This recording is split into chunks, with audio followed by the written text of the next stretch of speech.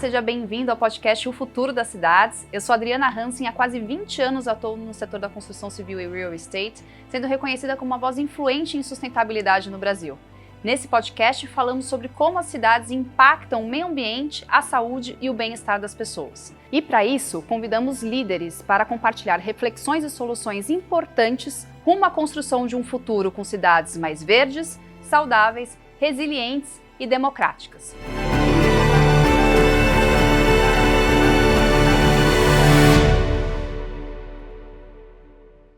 Nesse episódio, eu tive a honra de receber Lula Gouveia no espaço da Super Limão. Tem feito projetos completamente disruptivos, trabalhando a sustentabilidade, soluções arquitetônicas, soluções de materialidade. A nossa conversa passa por todos esses temas, pautada em muitos cases de sucesso da Super Limão. Não deixem de assistir esse episódio inteirinho, que eu tenho certeza que vocês não vão se arrepender. E olha que ele ficou entre o intervalo da obra do vizinho, hein? Oi, gente, eu sou o Lula Gouveia, aqui do Super Limão. Hoje vou receber vocês para o podcast Futuro das Cidades, com Papo Quadri, vai ser super bacana. Eu sou sou engenheiro, arquiteto e um dos responsáveis aqui pela área de criação e desenvolvimento de projeto e produto do escritório. Vai ser super bacana, assistam, vocês vão gostar. E é com muito prazer que a gente inicia mais um episódio do podcast Futuro das Cidades, com Lula Gouveia, da Super Limão. Lula, muito obrigada por ter aceito o nosso convite. Dri, eu que agradeço participar com você de novo. A gente já fez vários projetos, esse aqui é um novo. Poder mostrar um pouquinho do escritório e como que a gente funciona. É um prazer ter vocês aqui. Lula, a Super Limão, ela nasceu com o conceito da sustentabilidade, desenhando objetos inicialmente, mudou para grandes projetos, na verdade projetos de diferentes naturezas, mas sempre com um propósito muito grande de trabalhar a sustentabilidade, o entendimento dos materiais e das possibilidades. Conta um pouco sobre esse processo da Super Limão, como que vocês desenvolvem, como a sustentabilidade está em vocês muito antes de ser uma grande pauta de discussão. Legal. Eu acho que assim, a gente nasceu, não teve um objetivo, vamos ser um escritório sustentável. Até porque eu acho que quando o escritório começou, a gente nem falava tanto de sustentabilidade, ainda era ecologia, né? Eram outros termos. Estava sendo. Eu lembro que o meu TFG já era uma coisa que muito louca. Assim, a gente fez um projeto, o primeiro projeto meu no escritório, a gente não encontrou quem construir. Porque já era, a gente quer aproveitar material. Então, realmente, não só não era uma pauta conhecida, como o pessoal tinha um certo medo e às vezes até ir contra. Mas a gente sempre nasceu com o intuito de fazer isso, né? Uma pegada super forte, não só do sustentável, mas também do que virou o maker, de fazer oficina. A gente está aqui agora na oficina do escritório. O escritório cresceu nesse ambiente de mistura, né? Nascemos no objeto, depois a arquitetura foi ganhando uma importância muito grande. Hoje a gente tem os dois lados muito fortes, inclusive se apoiam. Uma parte essencial do escritório é a oficina, e a oficina aqui não é só para criar objetos, ela é também para prototipar, para testar. Então eu acho que a essência do escritório sempre foi essa pesquisa, essa descoberta, e isso tem muito a ver com sustentabilidade, né? Que no fim a gente está descobrindo novos caminhos, resgatando soluções passadas, então essa parte de pesquisa é muito forte aqui dentro e é o que a gente sempre fez, é o que a gente gosta de fazer, e é muito legal que sempre deu certo. A gente nunca correu atrás de um lado, mas quando a gente olhou, a gente estava no lugar certo, na hora certa, e as coisas foram acontecendo. E tudo isso sempre pautado em entender e olhar muito também para a natureza, né? A gente teve o prazer de atuar num projeto que foi depois da pandemia, onde vocês trouxeram muito entendimento da natureza para criar um conceito fenomenal da disposição das cadeiras e do mobiliário, do espaço do escritório,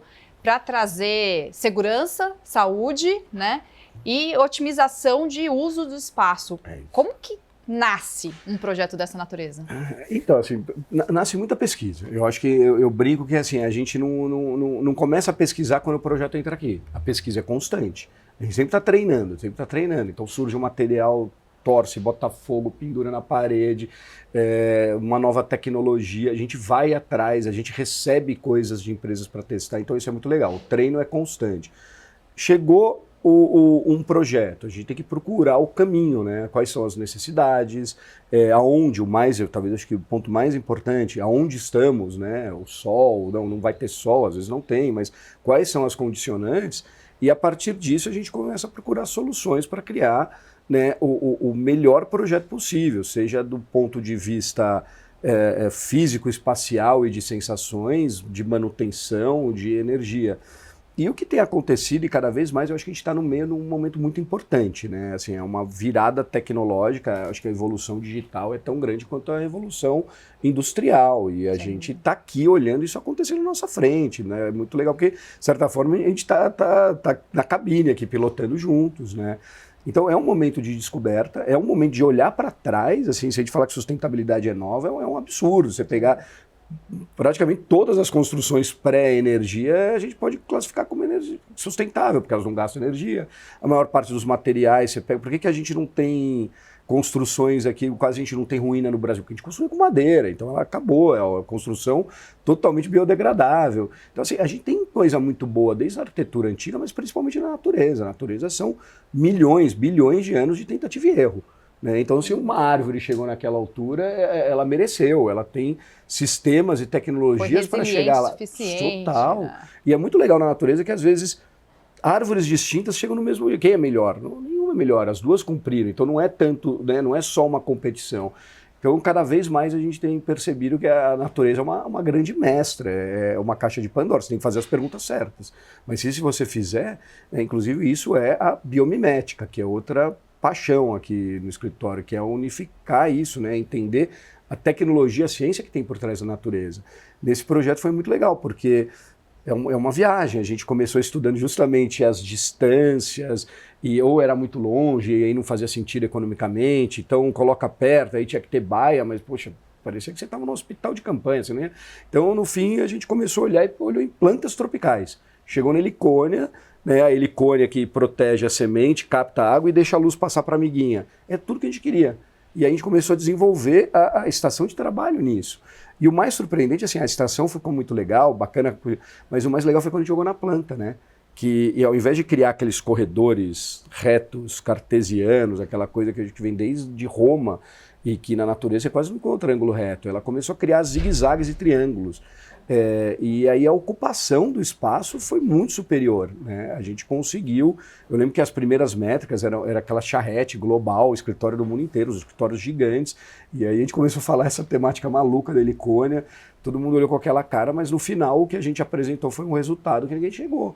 Né? Enquanto os projetos convencionais colocando divisória chegavam em 50% de ocupação perto do pré-pandemia, no começo era 20 e pouco, você lembra? Era muito assustador.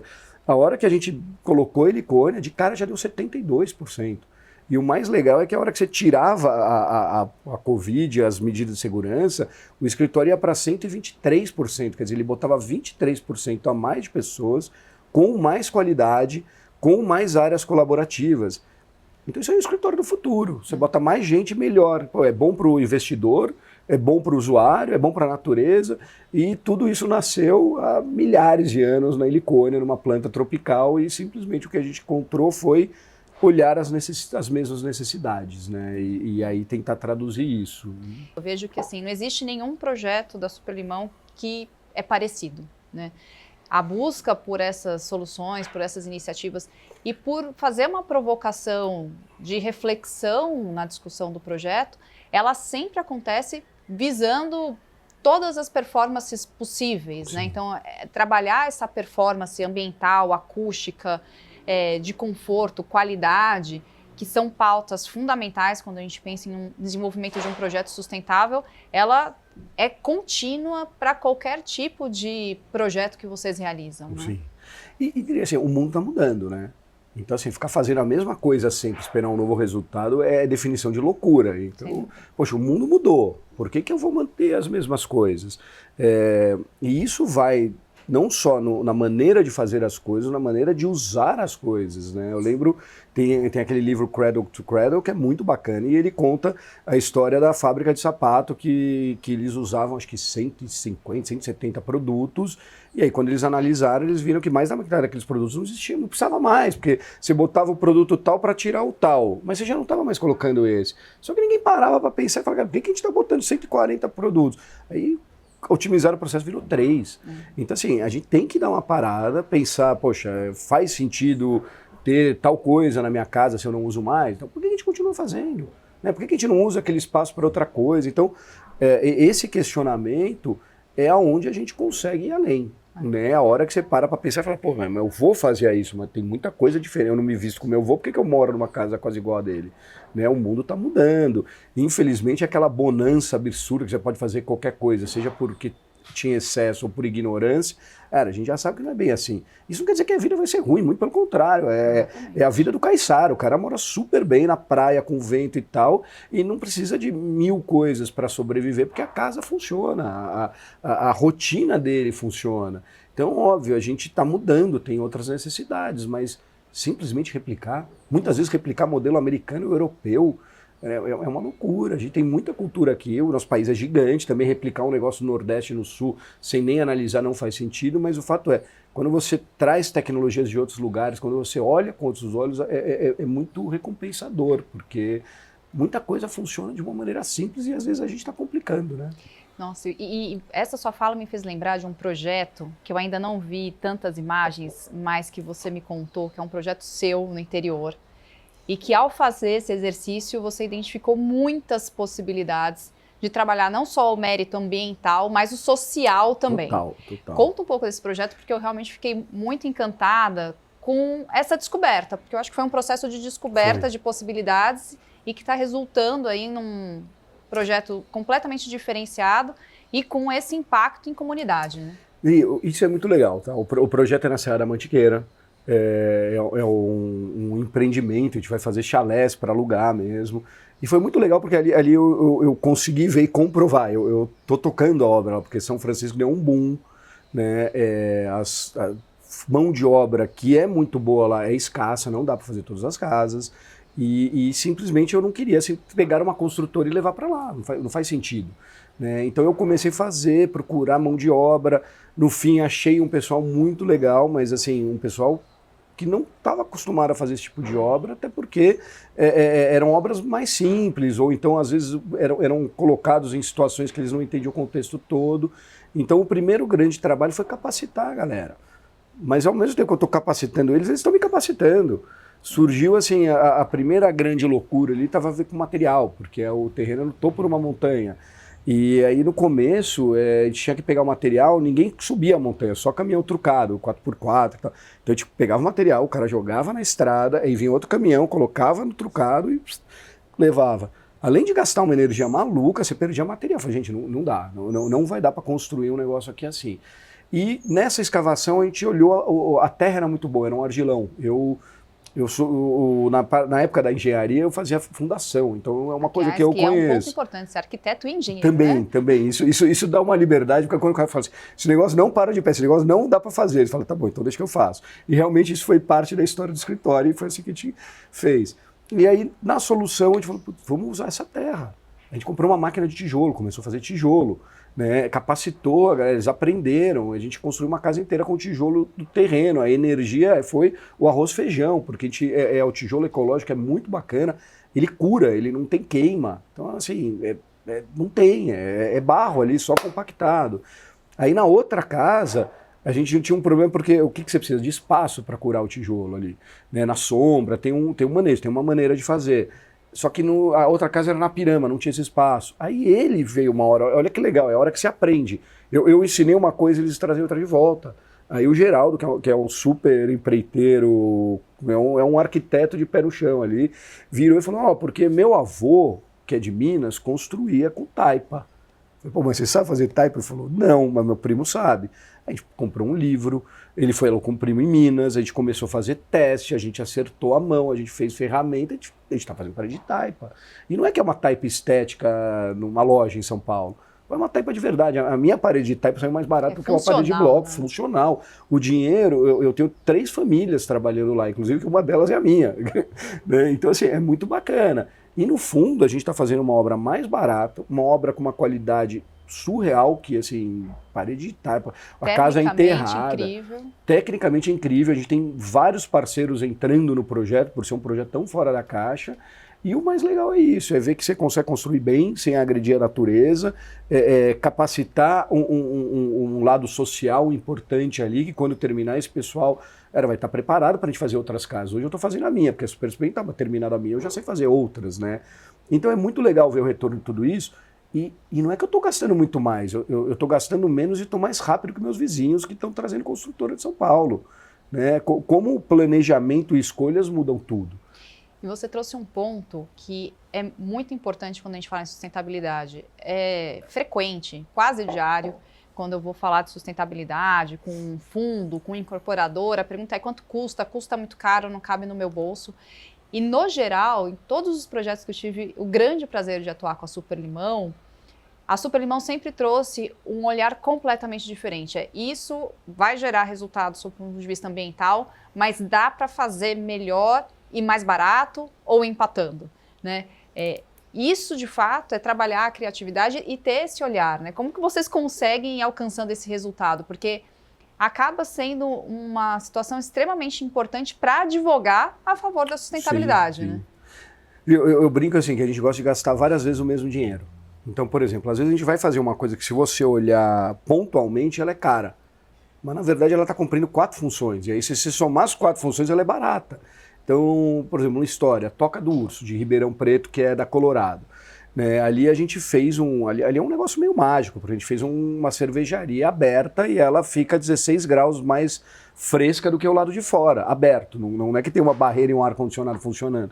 Isso usando inércia térmica, usando ventilação cruzada, usando troca de umidade, quer dizer, todas as técnicas que existiam pré-energia, e também tem um ar-condicionado, porque quando fizer 40 graus você tem que ligar ele, mas o bacana é que eu lembro que um dia ligaram, e como tinha a história da caverna, e a gente quis simular a caverna, a gente não gosta de copiar, vamos fazer uma parede de pedra de mentira, não dá. Fazer ela inteira de pedra não fazia muito sentido e a gente nem tinha verba para tudo isso. Então a gente foi pro gabião, que é a pedra de verdade, da maneira que você faz estrada. E aí um belo dia o cara de contas me ligou e falou: Lula, assim, a gente tem que rever aqui custo, apesar, tô vendo que tem um negócio aqui que é muito dinheiro, é o gabião. A gente tem que tirar esse negócio. Eu falei, não, cara, podemos tirar. Só que assim, a hora que tirar o gabião, vai aparecer aí fundação, vai aparecer pilar, vai aparecer viga, vai aparecer revestimento de parede, vai aparecer... Cara, que eu acho que vai sair mais caro que o gabião. Inclusive, o gabião é o que está no estacionamento aí da fábrica de vocês. O cara olhou e falou, esse é o gabião? Deixa o gabião, não tira o gabião não. Porque no fim a conta, é isso que tem que pensar de sustentabilidade. Não dá para fazer a conta curta. Não dá para olhar o quanto custa isso e acabou. Você tem que olhar o que isso está te entregando, o que você deixa, é a história do sapato, 140, 150, não, você pode fazer com 3, por que você vai gastar tanto?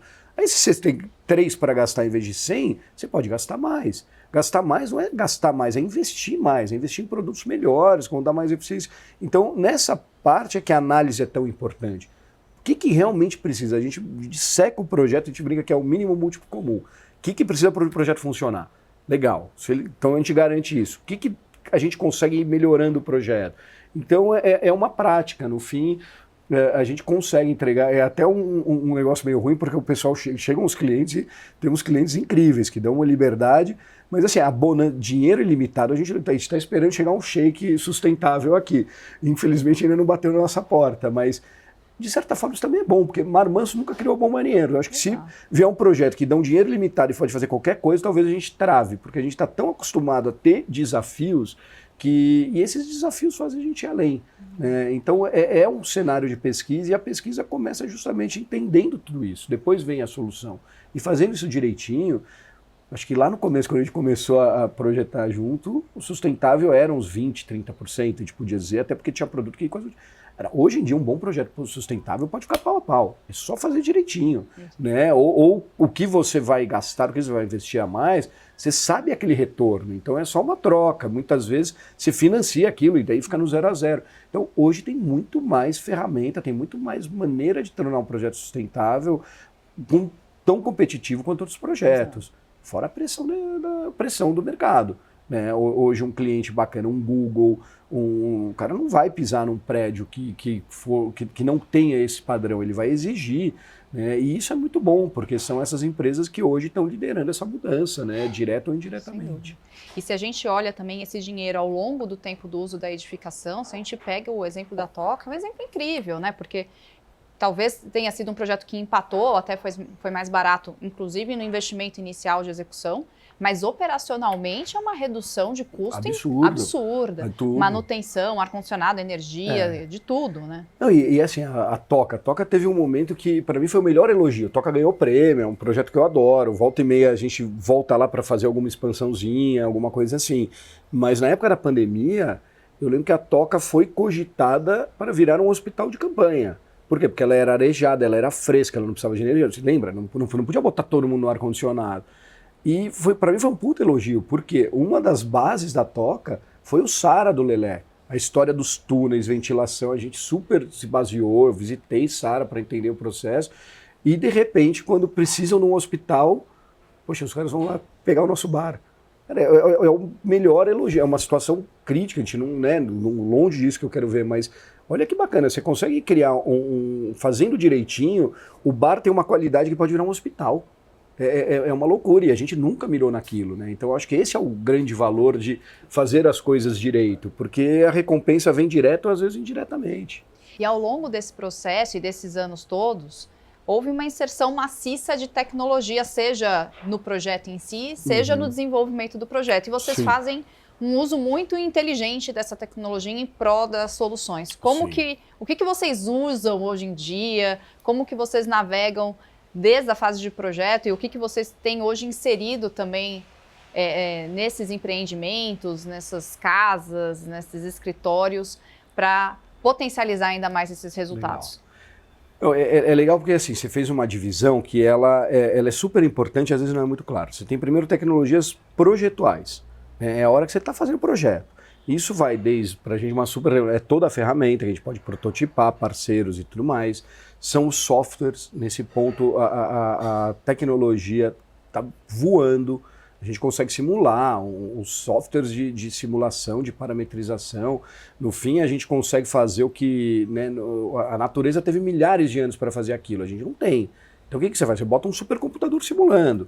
Então isso antes era uma coisa de outro planeta, né? Hoje está viável, hoje você baixa, assim, então você tem desde softwares de modelagem, softwares de cálculo energético, você tem muita coisa. Antes você tinha que pegar o Heliodon ali, ficar fazendo, cara, era um saco aquilo. E fora que você fazia uma parede, você entendia, e agora fazer as 48. Hoje em dia você modela a casa, o SketchUp anda o sol assim, você já tem uma noção. Né? Quando a coisa você precisa de um resultado mais apurado, a gente procura especialistas como vocês. A gente também sabe disso. Acho que isso é uma coisa muito importante, é entender que você não sabe tudo. No fim, a gente é meio que um grande maestro ali. A gente vai juntando a melhor banda e bota todo mundo para tocar junto. Porque para chegar nesse nível de projeto, ninguém faz sozinho. Acho que nenhum escritório. Se o escritório falar, eu faço tudo dentro de casa sozinho, ou é uma mentira, ou então é uma revolução, porque não dá. Os melhores profissionais muitas vezes estão espalhados por aí, você nem imagina, né? A gente fez um projeto no Amapá que foi incrível, a gente tinha os pesquisadores, tinha arqueólogo no nosso time, né? Tinha botânico, tinha todo mundo. Então, eu acho que, eu brinco que é uma liga da justiça, quanto mais superpoderes, mais força a gente vai ter.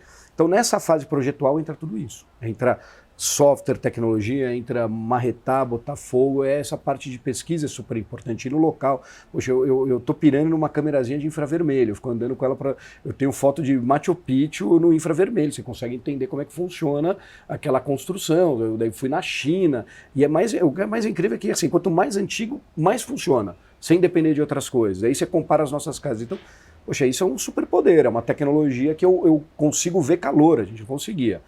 E aí, então assim, isso é super importante, a gente sempre está pesquisando e sempre procurando os melhores parceiros, entendendo isso. Aí você vai para a parte da execução, que também mudou tudo, né? Com o digital, hoje em dia, a gente tem um mundo quadrado, que vem lá do romano, que eles organizavam os eixos da rua, até para ter uma ordem, numa ordem que você... Imagina que puta absurdo, você está no meio do campo, você tem aqueles relevos, de repente você está fazendo tudo ficar quadrado, mas fizeram. Pós-guerra isso foi mais ainda, mas a gente não tinha tempo de construir. Mas não tem quadrado na natureza. E ele não é uma forma, ele é eficiente para você transportar coisa ali do container, mas você fala em calor, você fala em parte de estrutura, o triângulo dá um pau, o círculo, então... Iluminação, tudo, acústica. Aquela sala triangular, você, poxa, no fim o quadrado é uma forma cara, custa muito caro você fazer um ângulo reto, caro em material, energias, a natureza não tem quase quadrado. Então, e hoje a gente começa com novas tecnologias, poxa, para um braço mecânico vai fazer uma casa, tudo bem, a gente ainda está meio longe disso. Para ele tanto faz fazer uma curva, fazer um quadrado. Então, se antes a curva tinha muita perda, em pouco tempo ela não vai ter. Vão ter lugares para continuar sendo quadrado e tudo mais. A gente já tem um planeta desenhado nesse molde, mas o fato é, essa parte de execução mudou muito. A gente tem novos materiais, a gente tem novas tecnologias, a gente está apaixonado agora por LUDPET. Quando você olhar no escritório, você vai ver. É um material incrível, era um material que a gente fazia a garrafinha de água, tomava e jogava fora. Um puta absurdo, né? O negócio vai durar o resto da vida. Então por que o negócio vai durar o resto da vida? Por que a gente não faz coisas que tendem a durar o resto da vida? É a fachada do McDonald's da Liberdade. A gente fez uma fachada que ela é inteira, a estrutura dela é LUDPET, ela inteira é LUDPET. Ela parece aqueles barquinhos de madeira balsa que a gente montava quando era criança. Então, assim, foi a primeira vez no mundo que fizeram uma fachada de LUDPET. A gente procurou, sabia vai dar certo, não vai. Eles toparam encarar com a gente o desafio, a gente encarou. Já faz 1 ano e tanto, eu fui lá 15 dias, tá impecável, não aconteceu nada. E a gente sabia que não ia acontecer nada, a gente ficou com um pedaço de uma fachada aqui, tomando sol e chuva por 1 ano e meio. Então, assim, nesse momento a gente tem uma evolução projetual e de execução muito grande. Por isso que a gente tem que começar a olhar de novo e se questionar. Senão a gente vai pegar a LUDPET e fazer a mesma coisa que a gente fazia com uma placa de gesso, está errado. Ele vai resolver? Vai. Mas o potencial é muito maior, você pode ir além. É entender essas funcionalidades, né? E quando a gente fala do livro Cradle to Cradle, que para mim é uma grande referência, eu acho que é um dos primeiros livros que pautam o conceito da circularidade, com robustez e com cases extremamente interessantes, é olhar os produtos sob o viés do seu nutriente, né? Então, você pega um elemento técnico que a gente fala, que é um plástico, que hoje a gente usa de forma descartável, uso único, sendo que é um material extremamente durável e por isso a sua grande complexidade no meio ambiente, e está desenvolvendo a LUDPET, material super durável, mas que tem muita potencialidade fora o térmico, fora outras questões que... Enfim. E a gente vai ter que dar um jeito nesse material, a gente vai ficar enterrando até que ponto, daqui a pouco a gente vai mandar para o espaço. Não, gente, o material está aí, já fizemos. Está nos oceanos, né? E se você usar isso, você deixa de ter que extrair mais. E assim, se for para usar polímero, cara, vamos fazer coração, vamos fazer casa, vamos fazer coisas que precisam daquilo. Não vai ficar queimando por energia. Energia você tem 1000 fontes disponíveis melhores, né? E a energia sustentável, eólica, é caro. Cara, não é mais. E cada vez vai ser menos. Temos questões, bateria, tem um monte de coisa para resolver.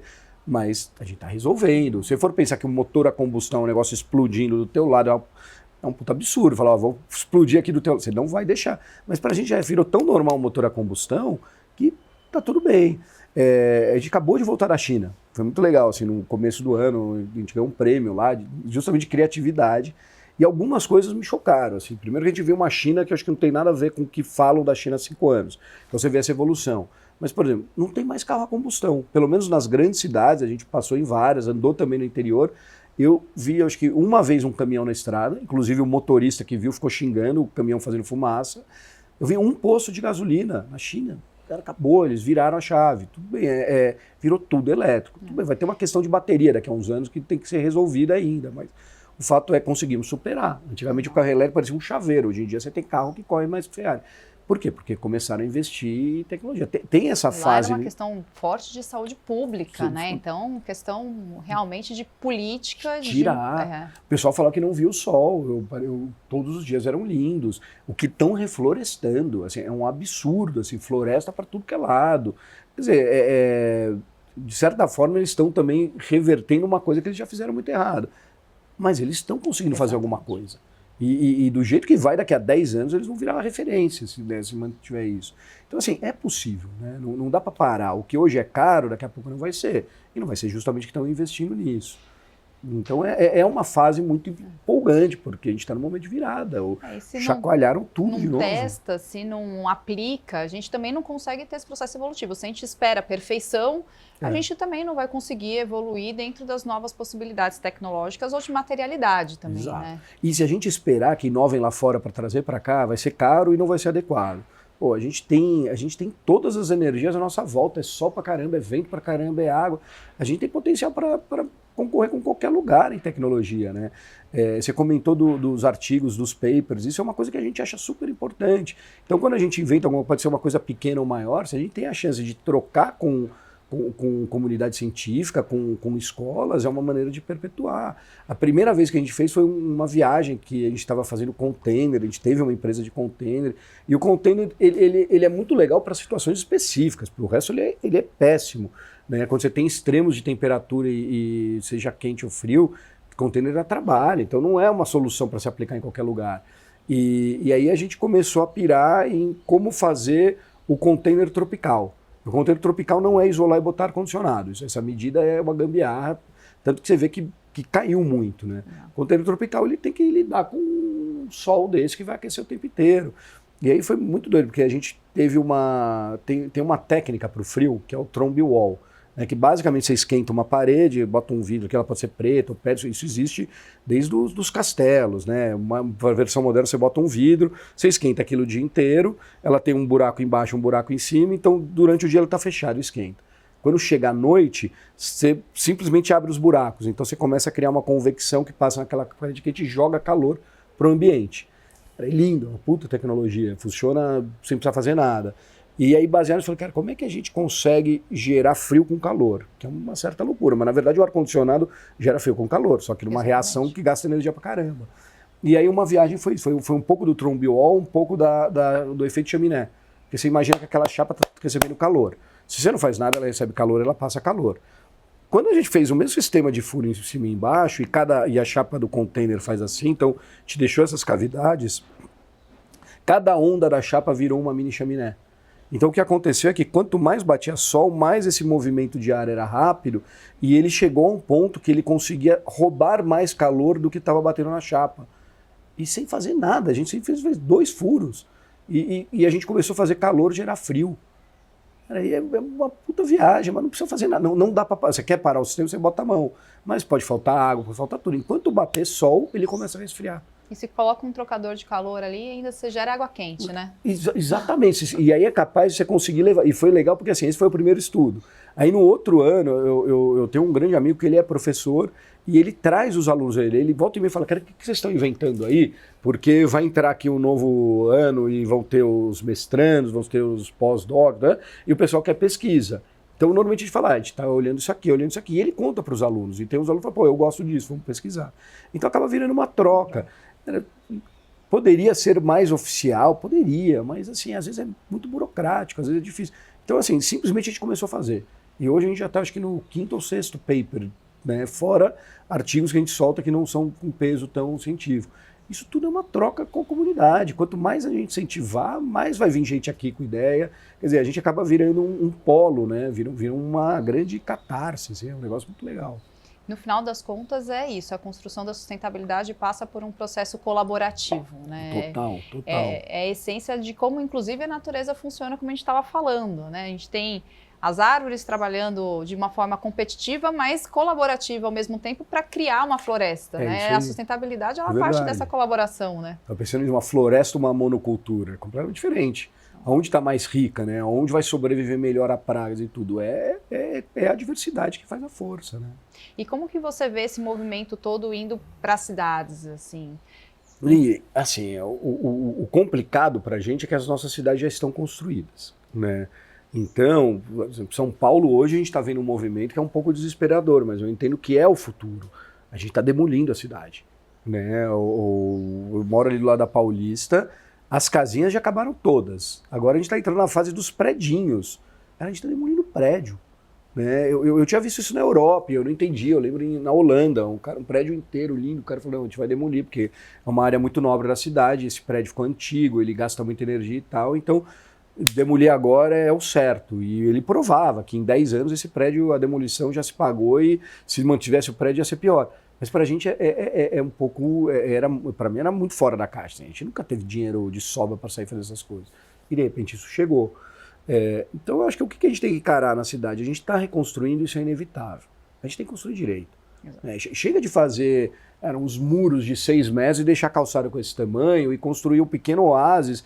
E aí você pisa na rua e reclama que tá quente ou que tem violência. Vou para a Europa. Vai para a Europa. Na Europa as casas têm muro baixo, né? As crianças andam na rua. E aí quando chega no Brasil você mora dentro de um bunker e seu filho vai de carro blindado e você ainda olha feio quando alguém chega perto do carro. E depois você quer que mude, aí é bacana passar férias na Europa, que não faz isso. Então assim, a gente tem que repensar essas coisas e esse momento é o momento. Está na hora da gente construir uma cidade sustentável, tem prédios incríveis saindo, com áreas comuns embaixo, com áreas livres, trazendo comércio de novo, como eram os prédios antes. Pegar os prédios do Conjunto Nacional, que é exemplo melhor de coexistência entre vida, né, doméstico, escritório, loja, restaurante, ele resolve tudo, Copan. E aí a gente teve um período que não, o bacana é construir o meu prédio e ninguém chega perto. Ainda vou botar um muro bem alto e botar segurança na porta dele. Não, gente, vamos voltar a ser uma cidade que coexiste, né? Que o entorno, que abraça. Então eu acho que o caminho... uma comunidade, né? Tem que ser, diria assim, a Rebouças está surgindo prédio atrás de prédio, mas o que é legal, assim, tá criando uma barreira? Tá, da minha casa eu vejo o espigão e antes era assim, agora virou assim. Mas, por outro lado, os térreos estão ficando fluidos. Então, a Rua dos Pinheiros vai voltar a ser integrada. E, coitada da Rebouças, estava super caída. Nos últimos tempos, era loja de aluguel de roupa e dark kitchen, né? Aquelas cozinhas que ninguém sabe. Você olha um monte de motoboy no Lugar Preto. É uma dark kitchen, é uma cozinha que é para delivery. Gente, dá para ter um uso melhor numa avenida tão nobre, tão importante. Tem que ter vida, não dá para ter 2 usuários só poderem usar. Então, eu espero que o futuro da cidade seja construído com essas bases, pensando não só no individual, mas sim no todo, até porque se o meu prédio valorizar o entorno e o do amiguinho também, no fim todo mundo está ganhando mais. Então para a incorporadora é melhor, porque ele vai vender por um preço mais alto, para o usuário nem se diz, porque vai ter uma qualidade melhor de vida, e para a cidade funciona. Né? Você quer ver assim, às vezes ele lança um prédio gigantesco, uma rua desse tamanho, você vai morar num prédio incrível, você vai ter 7 vagas na garagem, mas você vai demorar 40 minutos para sair da tua garagem, se você resolver sair às 9 da manhã. É um absurdo, né? Então, assim, eu acho que a cidade tem que ter um pensamento holístico, a gente tem que ir além. A gente tem que juntar os melhores profissionais possível, tem que trazer a comunidade para sim dar pitaco, porque muitas vezes a gente não consegue entender um problema da outra pessoa, por mais que você estude. E eu acho que as ferramentas estão aí, a vontade está aí. O que a gente precisa é botar em prática, né? E o que você vê do seu ponto de vista educacional? A gente estava falando em algum momento sobre a dificuldade de mão de obra e a gente ainda vê, de certo modo, também muitos cursos de arquitetura falando pouco sobre a sustentabilidade. Você tem as aulas, né? O conforto, confortinho, confortão, cada universidade dá um nome aí para uma série de matérias que, de certo modo, tem total conexão com esse assunto, mas ainda não essa pauta estruturada de visão holística sobre o entendimento do projeto frente à cidade, frente ao meio ambiente, frente à comunidade. O que você imagina de possibilidade para quem está estudando hoje e o que você também gostaria que houvesse de mudança dentro do sistema educacional para que a gente tivesse melhor resultado? Eu assim, primeiro que eu já olho com bons olhos, porque já é muito melhor do que na nossa época. Primeiro que não existia, ninguém dava muita bola. Quando, acho que talvez o primeiro sustento que a gente teve contato era o Capitão Planeta, era um desenho animado e olhe lá.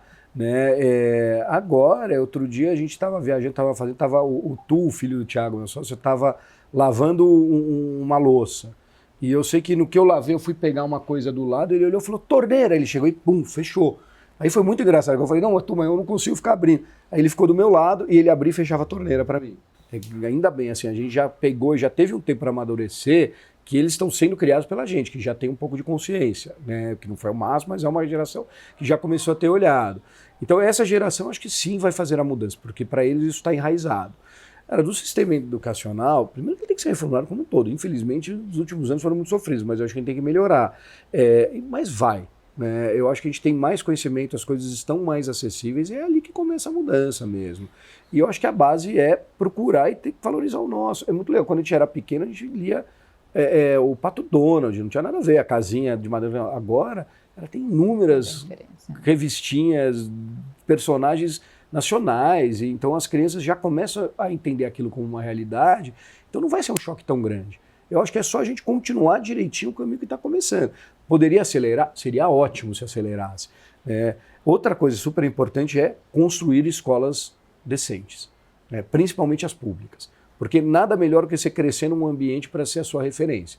Se ele cresce numa escola legal, pega as escolas modernistas antigas, tem muitas escolas maravilhosas, que funcionam até hoje, perfeito. Aí você tem as escolas de lata que são um absurdo, é uma marmita, tomando sol, vai esquentar. Poxa, o moleque sai de lá e não vai entender nada, vai achar que a casa sempre é ruim. Poxa, se ele estuda num lugar legal e ele tem essa referência, quando virar um profissional, aquilo está na cabeça dele. Ele não vai conseguir fazer o outro simplesmente porque não faz sentido fazer um negócio ruim, você pode fazer um negócio bom. Então eu acho que parte sim pelo lado acadêmico, mas também de entregar lugares com qualidade e botar a molecada na escola direito, dar condições para eles poderem estudar, dar alimento para estarem nutridos e o cérebro funcionar direito, quer dizer, a mudança está na base, é ali que a gente tem que trabalhar. E que vai trabalhando inclusive a cidade, porque hoje a gente vê um crescimento em hortas urbanas, em espaços colaborativos para gerar consciência de alimentação, consciência ambiental, consciência educacional. A arquitetura ela permite muito isso quando a gente também faz esses desenhos urbanos, os desenhos dos projetos. Eu lembro que nesses projetos desses escritórios internacionais, uma das pautas é a alimentação, como a gente inclui horta dentro do ambiente fechado para gerar consciência, Então, tudo está muito conectado. Sim. E o legal é que fazendo direitinho não vai custar mais, não vai ser um problema. E no começo, essas tecnologias ou essas práticas, a gente sabe que às vezes elas não fazem muito sentido na conta rápida, mas com o tempo vai fazer. Então, assim, é um investimento de mudança. Toda mudança acarreta ali algum custo. Mas fazendo na hora certa, daqui a pouco ela se paga. Na verdade, quanto antes você fizer e fizer direito, mais tempo você vai ter o benefício daquela mudança. Então, assim, tem a hora certa para tudo, tem a pessoa certa, o cliente certo para investir na tecnologia, mas fazendo direitinho, a gente vai fazer é o famoso bom senso, a gente não vai forçar nada, simplesmente você vai olhar e falar, bom, por que eu vou ficar gastando uma nota de energia ou gastar de água se a água cai do céu e eu tô jogando água fora e estou gastando em água? É que antes a água era tão barata e a gente não ligava que ninguém parava para pensar. Agora está faltando água. Vai faltar água no fim do ano, se não chover pra caramba. Quer dizer, a gente está num dilema muito louco, Ou vai ter seca ou vai ter alagamento, você escolhe. Os agora, extremos, tudo bem, não vai ter. Assim, a previsão que o fim do ano vai ser tranquilinho, não vai. E só vai piorar. Então, assim, tem o lado ruim, mas tem o lado bom. Vai ter água pra caramba, então capta. Então tem uma revisão. Eu acho que nesse ponto que o negócio importante é pensar mesmo, é entender porque que a calha tem aquele tamanho, a água vai para onde, a água de reuso, é pensar N maneiras. A gente está fazendo agora um projeto super bacana, que inclusive veio via Bob, ele que apresentou a gente, que é o Aquapolo, é reciclagem de esgoto para água industrial. E agora já está vindo um plano para fazer essa reciclagem para reabastecer manancial. Porque a gente tira a água e joga para outro lugar, uma hora a água acaba. Não trabalha a bacia, Não trabalha a bacia vai sendo recompondo numa época de crise que não recompõe, o que você faz? E ao mesmo tempo a gente está jogando, assim, metros cúbicos absurdos. Poxa, então uma coisa que é você pensar que você vai jogar a água de volta ali para ela voltar a ser, é uma questão totalmente moderna, mas daqui a um tempo você vai falar, cara, faz muito sentido, porque eu pegava essa água e só tirava, Então a mudança tem o seu custo. Mas nesse ponto é difícil falar, mas a pandemia ajudou, porque ela deu uma chacoalhada e ela quebrou preconceitos. As pessoas não tinham nada que fazer, começou a plantar em casa. A gente percebeu que é legal plantar em casa. Chama os amigos, vou fazer um macarrão. Você vai lá e pega manjericão, o teu manjericão. Você, também é gostoso isso. E no fim você vai ter um negócio, o manjericão orgânico tal, putz, tinha em tal lugar, era caríssimo, não era bom. Você é para plantar manjericão. Então, assim, essas pequenas mudanças no dia a dia vão criando uma consciência. Por isso que eu acredito tanto na próxima geração, porque elas vão nascer nesse ambiente, e cada vez vai propagar mais. O futuro é positivo, Eu acho que a mensagem é essa. A gente está construindo, a gente começou a construir, tem muita coisa para evoluir. Eu gosto de trabalhar a sustentabilidade quase como um conceito de utopia. Sim, mas eu gosto de trabalhar ela assim porque eu vejo que a gente sempre tem possibilidade de melhoria dentro desse universo. E esse futuro ele é muito positivo. A gente tem total capacidade, né, de construir essa posição. Assim, você quer um futuro Mad Max ou você quer um negócio meio Avatar ali com as plantas, legal? É muito mais legal a outra escolha. E, de novo, é bom senso, faz sentido. A gente gasta energia com as coisas erradas. Às vezes a gente gasta energia com um negócio que não faz sentido, ou que é puramente estético, ou às vezes é simplesmente uma marca. E ninguém para olhar a origem e tal. E eu também sou otimista. Se a gente não for, ferrou, né? Porque no fim a gente tá tentando fazer essa virada. Mas a virada é boa. E a prova disso são os projetos que a gente coloca de pé. É bem o que você falou. A gente hoje, repensando os projetos, a gente consegue entregar um negócio com qualidade, abaixo do custo e inovador. Nada é mais recompensante do que você poder ir lá fora. A gente vai agora, no fim do ano, vai para Las Vegas fazer uma palestra no congresso do SketchUp. A gente é escritório modelo aqui no Brasil, porque eles vêm aqui direto, falam, agora a gente quer que você... Cara, é muito legal você poder ir numa palestra global, mostrar o que a gente está fazendo aqui no Brasil. E poder chegar lá e falar, cara, a gente usou o software de uma maneira diferente, a gente pesquisou um material diferente e a gente colocou de pé, sei lá, a primeira fachada de lã de pet do mundo, e foi no Brasil, não foi lá. Quando saiu o Mac da Liberdade era muito engraçado, porque a galera começava a perguntar ali, né, pô, tipo, vocês fizeram um projeto no Japão? Porque o projeto é tão fora da caixa que ninguém imagina que vai ser aqui. Mas por que não vai ser aqui?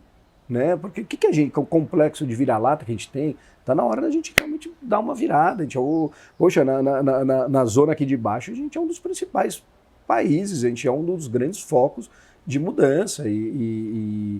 Então é isso, acho que essa chacoalhada, esse momento ruim também está criando essa oportunidade de virada. E deixar passar isso vai ser... Eu não sei quando é que vai acontecer de novo uma dessa, né? É um desperdício. Lula, eu queria agradecer imensamente. Essa conversa foi deliciosa. Aprendi horrores sobre uma série de conceitos que vocês usam nas soluções de projeto, enfim. Certamente para quem está assistindo a gente foi uma aula. Então, muito obrigada por compartilhar tudo isso com o nosso podcast, O Futuro das Cidades. Dri, um prazer é meu, foi um papo, né? Não foi uma aula, acho que não foi nada tão estruturado, mas é muito legítimo, isso que é legal, isso é o nosso dia a dia, você conhece bastante, eu gostaria que isso virasse o dia a dia realidade de mais pessoas, né? E outras realidades, mas sempre com esse pensamento de, acho que coexistir, né? Olhar muito para a natureza, é uma grande mestra. A obra, vocês escutaram umas marteladas, agora eles estão voltando, mas é isso, foi um prazer recebê-los aqui, sempre que quiser. Estamos à disposição. Não perca o nosso próximo episódio.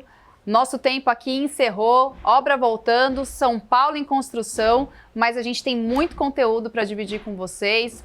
Mais uma vez, foi um prazer, Lula, estar aqui na Super Limão, nesse escritório, nessa oficina, e encontro vocês no próximo episódio. E aí, você está gostando do nosso podcast?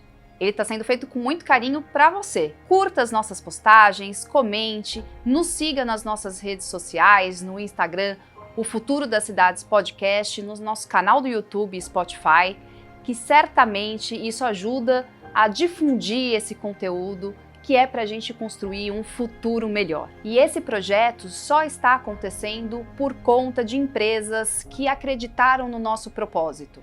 Praça Lindenberg Itaim, Dimensional, Carbon Cure, Real Mix Concreto e Zero Positivo. Obrigada! E para você, qual é o futuro das cidades?